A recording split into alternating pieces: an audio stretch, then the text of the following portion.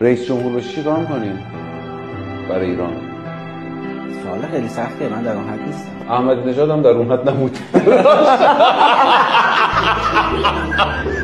شد. اگه رئیس جمهور شم در ایران، تمام سرانی که زیر دستم بودن رو تعویض میکنم. هر کسی که تخلف میکنه رو بدترین مجازات واسش میارم. هر کسی که بچهش خارج از ایرانه رو بدترین مجازات رو براش میذارم. آدمی که بچهش رو بفرسته یه کشور دیگه برای زندگی، وطن فروشه. فرزند مسئولین اگر مهاجرت میکنن غلط میکنن مهاجرت. منم همین. اونا باباهاشون این کشور رو ساختن و غلط میکنی که میری این کشور برای پیشرفت.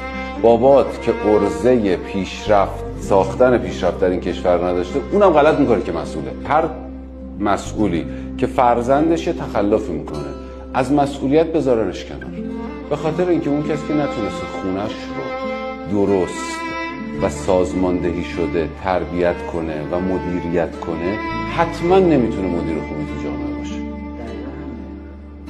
یعنی تو برس به خونت، آقای امام جمعه، آقای مسئول، آقای مدیر، شما اولین مسئولیتت خونته. تو که نتونستی بچه خوبی تربیت کنی، بچه هات پر از پرونده های دزدی، مال لمردم خوری، مهاجرت، توهین به پلیس هستن، غلط میکنی مسئولی.